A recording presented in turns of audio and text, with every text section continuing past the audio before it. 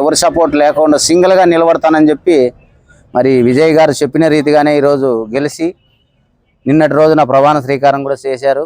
ప్రజలకు ఏవైతే హామీలు ఇచ్చామో అవన్నీ కూడా నెరవేర్చే విధంగా నేను ఉంటాను. నా ప్రాణం ఉన్నంత వరకు ఇచ్చిన హామీలను నెరవేరుస్తానని చెప్పి కూడా విజయ్ గారు కూడా చెప్పారు. ఇది నా కోసం కాదు, ప్రజల కోసం నేను చేస్తున్నాను. ఒక్క రూపాయి జీతం కూడా తీసుకోకుండా, ఒక్క రూపాయి నేను ప్రభుత్వం నుండి ఆశించుకోకుండా కూడా ప్రజలకు ఏవైతే హామీలు ఇచ్చానో ఆ హామీలన్నీ కూడా నెరవేర్చడానికి నేను సిద్ధంగా ఉన్నా. మరి మహిళలు ఇచ్చిన హామీలు కానీ ఈరోజు 200 యూనిట్ల కరెంటు గురించి మరి ఫస్ట్ సంతకం పెట్టినారు. అలాగే విద్య కోసం అలాగే 8 గ్రాములు బంగారు చెప్పారు కొత్త దంపతులకు.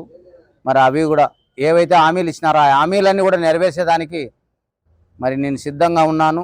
తమిళనాడు యొక్క ప్రభుత్వాన్ని ఈరోజు తిరగరాస్తానని చెప్పి కూడా మరి దళపతి విజయ్ గారు చెప్పారు.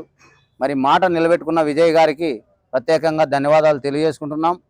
ప్రజలకు అందుబాటులో ఉండాలా, ఎందుకంటే మన ప్రజలు ఓట్లేసి మనకు భారీ మెజార్టీతో గెలిపించారు కాబట్టి ప్రజలకు అందుబాటులో ఉండాలని చెప్పి మరి మేము ఆల్ ఇండియా ప్రజాసేన హక్కుల పోరాట సమితి తరఫున తెలియజేసుకుంటూ జై హింద్, జై భారత్.